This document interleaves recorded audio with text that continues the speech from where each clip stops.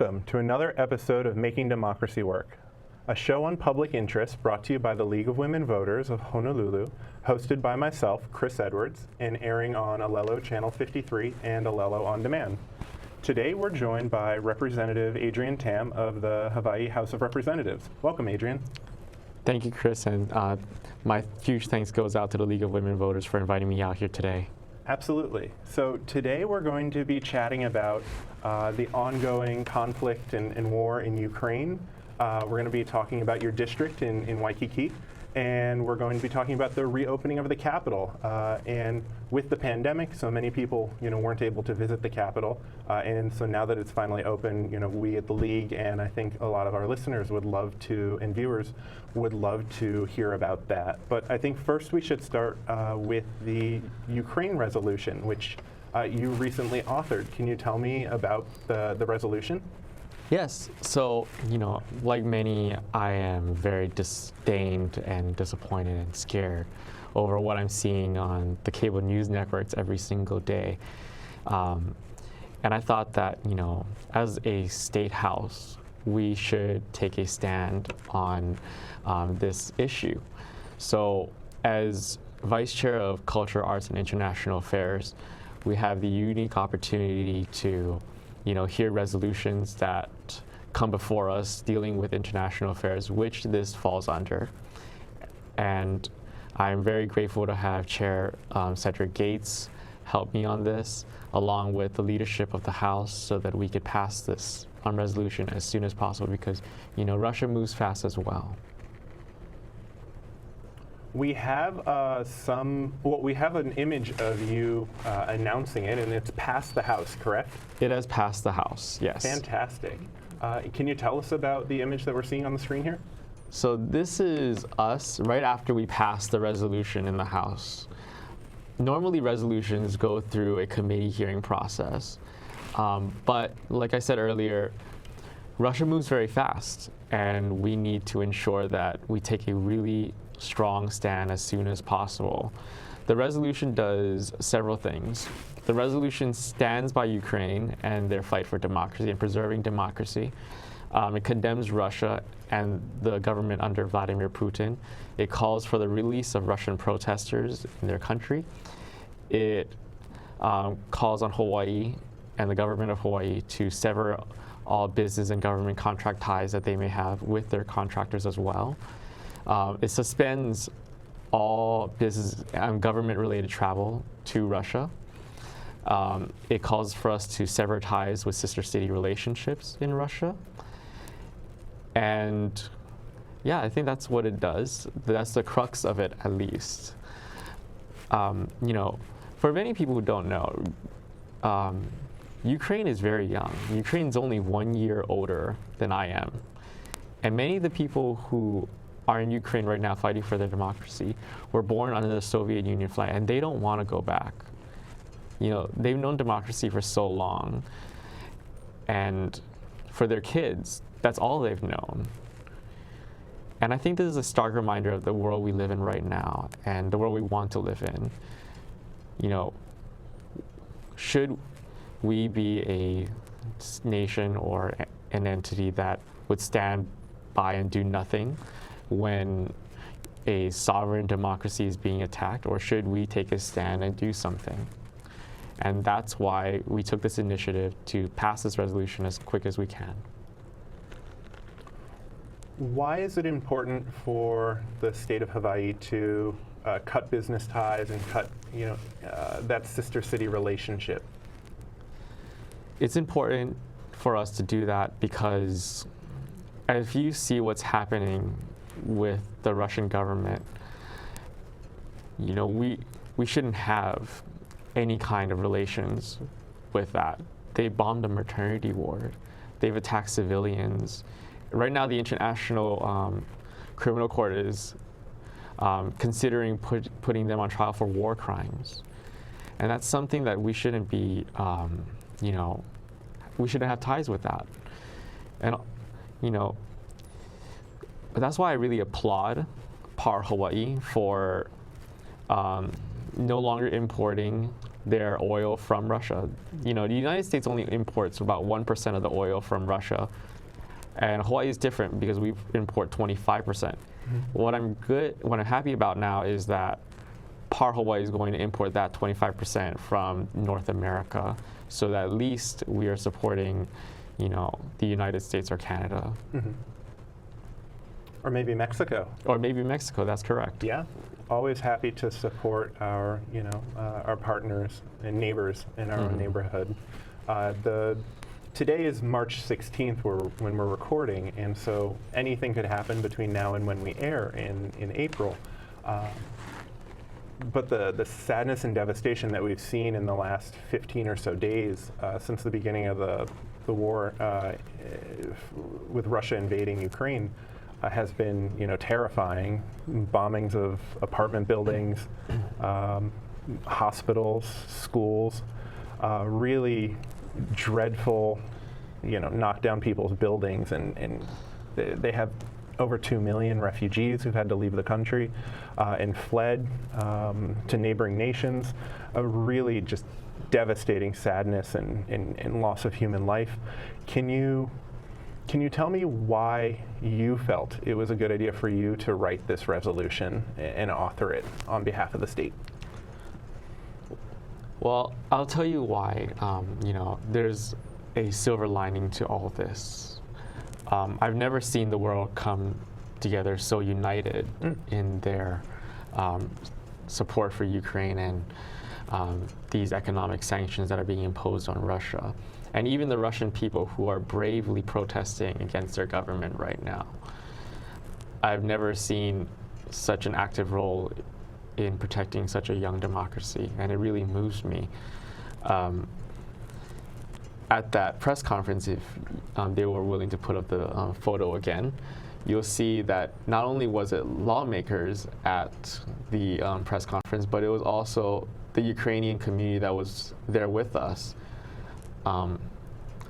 There was a woman that was speaking. Her name was Valeria, and she came up to me and she told me that she had never thought that being born in the Soviet Union, she would ever be invited to speak at the state capitol on an issue like this. And this just reminds us that this is important. This is something that's worth fighting for. Hawaii does have a very strong Ukrainian community here that is very vibrant. They've been here as farmers for generations. And what does that say about us as the House and Senate and the legislature, that when we represent the people, if we are not going to stand up for our Ukrainian friends? Absolutely. It's so impactful that you were able to take this stand and be able to work together with other House leaders to get it passed so quickly. What was the date for the announcement? Do you remember? That was a long time. It was, I think, 2 weeks ago that we announced it. So early March? Yeah, early March when the invasion first started. But another reason why we chose to do the reso is because we want to send a message to the rest of the world that if you decide to attack and invade an independent, sovereign democracy, the rest of the world is going to stand with the democracy over you. Understood. Can you tell us about the contents of the resolution? I know we have a slide for the beginning of the resolution. What all are we looking at with the resolution? And is that the title there? Yes. So resolutions almost have no bearing. They're not a House bill or a Senate bill. They're not law. But it does show what the House or the Senate's position are on things. And in this case, we have taken the position of condemning Russia's attack on Ukraine and supporting swift and severe economic sanctions imposed on Russia. When we look at this page of the resolution, we're talking about, facts, the history of Ukraine, and what has happened to, stating the fact that Hawaii has a very strong, vibrant Ukrainian community. And the position that we have taken is that we condemn these attacks and we are supporting the Biden administration's strong, swift, and severe economic sanctions imposed on Russia. And we are taking our own form of sanctions as well by cutting business, government ties with Russia in terms of sister city relationships. We are suspending our travel, if any travel. It's not like we want to go there anyway. And we also want to make sure that this is not directed at the Russian people, because, as I said earlier, the Russian people are not at fault for this. This is solely on Vladimir Putin and the Russian government. The Russian people are protesting in the streets right now, and many of them are being jailed. And it's our moral obligation to stand with them as well. Absolutely. Thank you for this legislation, or this resolution, and thank you for bringing it to the attention of the rest of the state. And we are, I think, better off for stating out loud how we feel. Even if it's not a law and it's a resolution, it's important for the people of the state to see where the representatives stand on this subject. And like I said, it's our moral obligation. I think we should talk a little bit more locally about your district. Yeah. Can you tell us about your district? It's 22, right? Yes. Right now it's House District 22, which represents Ala Moana and Waikiki. It's a very vibrant and diverse district. We have, our kupuna. We are represented by business leaders. And we are also represented by working professionals and working families, and even students. So when people ask me about, what kind of people live in Waikiki, I say all kinds. This year is also a reapportionment year. So, the lines change every 10 years based on the census data. And the new district will be District 24. So they're just renaming the district number. And the district will encompass more of lower Mo'ili'ili in the final maps. So it includes what, the golf course and what's west of it? It's what's South west of of the golf Kapiolani? course. Okay. I would not have the golf course. Oh, okay. But I'm excited to, be able to hopefully represent that area as well. Excellent. What's it like getting ready or running and getting ready to run for your first? This is coming up on the end of your first term. Yes. What does it feel like to be running as an incumbent? For me, it doesn't feel any different. I'm always on the move. I always want to work hard for my community. And I tell people that, I may be the incumbent, but I'm going to run as if I'm the underdog, and always going to be underdog. Because I feel like the issues that I fight for are underdog issues. I really fight for working families. I fight for our keiki, our kapuna, because I come from a working family, and those issues are very important to me. My parents, they were immigrants, and they fled communist China to Taiwan, and eventually made their way to Hawaii with nothing to their name. And they never thought that they would ever see their son be a member of the Hawaii House of Representatives. How does it feel to be a representative and to have, how many people live in your district? There are around 27,000 individuals that live in the district right now. That is representative of each district. Waikiki looks the district looks very small on a map compared to other districts, but Waikiki is a very dense district with a lot of condominiums. And I think we only have 6 single-family homes in the district. Really? Yes, I counted them. I suspect that once you get the redistricting, you might have a few more standard homes. 6 homes in the district, single-family homes. Well, that's an interesting perspective. It's a fun fact. Yeah. That must give you an interesting perspective. And then you have so many of the major hotels and big businesses here on the island in your district. What's it like representing them? You know, I get to hear a lot from the business community on how to improve the district, because most importantly, at the end of the day, what I want is for my neighborhood to come home to a neighborhood that they can be proud of, that they can feel comfortable with. And the business district, the business side of them, they want that too, because when they're happy, when the neighborhood is happy, they're happy, and when the neighborhood is successful, they're successful. That success kind of translates between each other. During the pandemic, it was very, very peaceful, as many of my neighbors have expressed it, and they're very happy that it was very peaceful.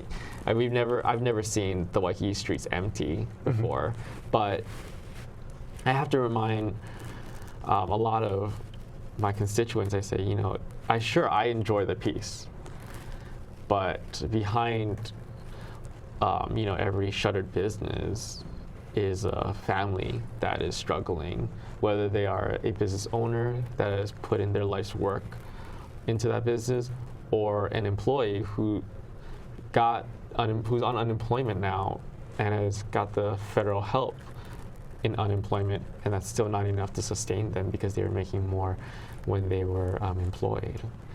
So, but you know, as we move forward, we are able to no longer live by COVID, but with COVID. And, you know, by that, many businesses are starting to return. We're seeing our visitors industry start to boom again. So I'm very happy about that. That's great to hear. Why do you do what you do? Why do you like being a representative? Because I get to make a difference in the lives of so many people. You know, I didn't take the traditional route of becoming a representative, which is waiting for the current representative to retire. I wanted to make a difference. I saw that there were these outstanding issues, not just in my community, but in the state. And I really, really, really wanted to be part of the solution, because I've experienced so much. Each of us kind of brings in our own, you know, experiences to the job. And for me, my experience comes from my parents. You know, we didn't have much growing up, but they taught me the value of an honest day's hard work. And, you know, I still believe in that. But as time goes on, I see that the system is very rigged. You know, it's hard for working families, even if they're honest, even if they follow the rules. They just can't seem to make ends meet. And that's why I ran for office, and I wanted to, you know, move things and change things and make lives better. Thanks. What's it like? So the whole time you have been in the House for these past almost 2 years, the House was mostly closed, or well, the Capitol was mostly closed because of the pandemic and coronavirus. What's it like now that it's recently reopened? You know what, I'm gonna say that it's not that different for me. Prior to being elected, I was a staffer at the Capitol. I'm used to people coming in and out of the building, whether they want to drop off flyers or if they wanted to just have a chat with the senator or with the staff. We were always able to accommodate them and talk to them. So I was used to it. But it's exciting to have people back in the building, I must say. I'm really happy to see people back in the building. It's more lively again. I tell people, you know, just come on into my office. Let's sit down, let's talk about the issues. We had someone come in to talk about immigrant rights the other day. But what I'm mostly happy with is that we're still keeping the hybrid Zoom option, so people can Zoom in to testify on bills.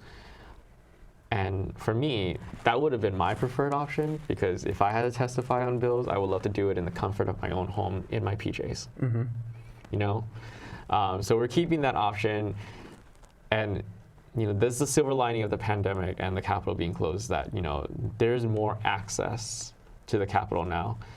There's a fun fact that I like to share with people, and this is something that I learned recently from Senator Chang. Our state capitol is the only state capitol without any private hallways. No private hallways. There are restricted areas such as the House and Senate chambers where, only members are allowed to go in or designated staff. There's the majority caucus room where, we have meetings before session.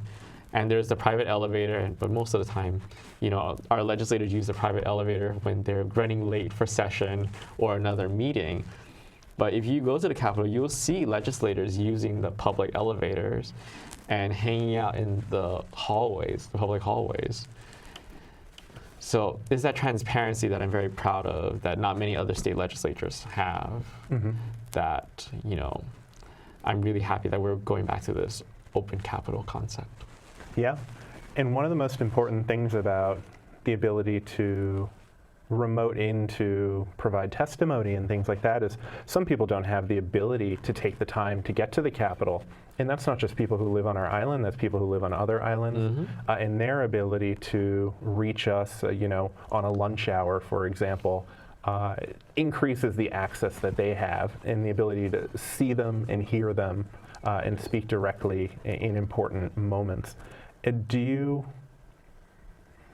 feel like we should keep the ability to do video for the long term? Video testimony? Absolutely, we need to keep it. It's convenient, as I mentioned it. You have the luxury of testifying in your PJs now. Why wouldn't we want to do that? You don't have to, drive out. Gas is very expensive, as you can see. Hopefully by the time that this airs, the gas prices would have gone down. Hopefully. And, it's not just our neighbor island friends that will benefit from this, but it's also our kupuna who, have a hard time moving and they still want to be involved in the process of, having their voices heard on pieces of legislation. And with the pandemic, everyone knows how to use Zoom or some kind of video conferencing, or their grandkids or their kids can help them. And, that option has just made things so much easier, and it expanded our access for the Capitol. And I think, with this now, our Capitol is more transparent than ever. Do you feel a significant transparency difference between when the Capitol was closed and today, with folks being able to walk the halls amongst the representatives again? For me, I feel like since the pandemic, the Capitol has been more transparent. Walking the halls, it's just your physical appearance being there. But, maybe it's just my office, but, my office has always been willing and open to scheduling meetings. And I tell people when they come to visit me, if I have time, it would be great that I can talk to you for as long as I want. But the best way to get probably an hour with me is to schedule a meeting with me so that I have that time to devote to you. And I think that's what is good about having this pandemic, is because it really makes people schedule that meeting so that we can, legislators can devote their full attention to them instead of walking in and telling the person that, we only have 5 minutes to meet with you. But now that we have a hybrid version where, we take walk-ins and we take video conferencing, it makes it a lot easier. And, we can have multiple people in the video conferencing meeting as well. So no one has to leave their home and spend money on gas, get changed, put on makeup, all that stuff. Excellent. Where do you see your where do you see your work going in your different committees with this session coming along now? Do you have any exciting bills that you find compelling and think other people should know about? Absolutely. So, safety has always been on the topic of everyone's mind. And when I talk about safety, I really talk about the high recidivism rates that we have in Hawaii. I like when I said the system is broken, I truly mean it. We have a system where, an individual can be incarcerated, serve their time, leave, and what happens? They can't find a job, they can't find housing, and they don't have any support. And they're back on the streets doing whatever they did in the past, like landed them in prison, and they're back in prison. There are several bills. One bill that I'm really happy to champion is a bill introduced by Senator Moriwaki and Speaker Scott Saiki, which would establish Project Reset. Project Reset would streamline all these resources from housing, job placement, and training and support into one program so that once you leave prison and you served your time, you have those resources available to you right away. Another one that I have, which would establish a social work training program, because we have a lack of social workers right now in our prison system for nonviolent offenders that are currently serving their time and are scheduled to be released, so that when they leave, they can be a part of the system and contribute, because for many of them, the system has failed them and they know where the cracks are, where they slipped, and they can be very helpful in ramping up DHS and all our social work systems right now. So I'm really happy about those bills. Got it.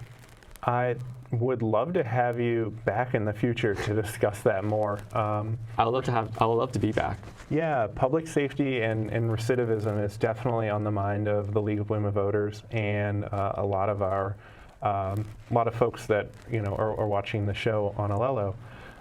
We definitely believe that our prison system is very expensive, and we look forward to finding ways for folks that are getting out of jails and prisons to have more success and return to the community in a way that allows them to not have to return to jail and prison. I think that's a topic for another day, but I want to thank you so much for coming and being on Making Democracy Work with me. Of course, thank you, Chris, for having me. And again, thank you to the League of Women Voters for having me and for being an intricate part of the political system.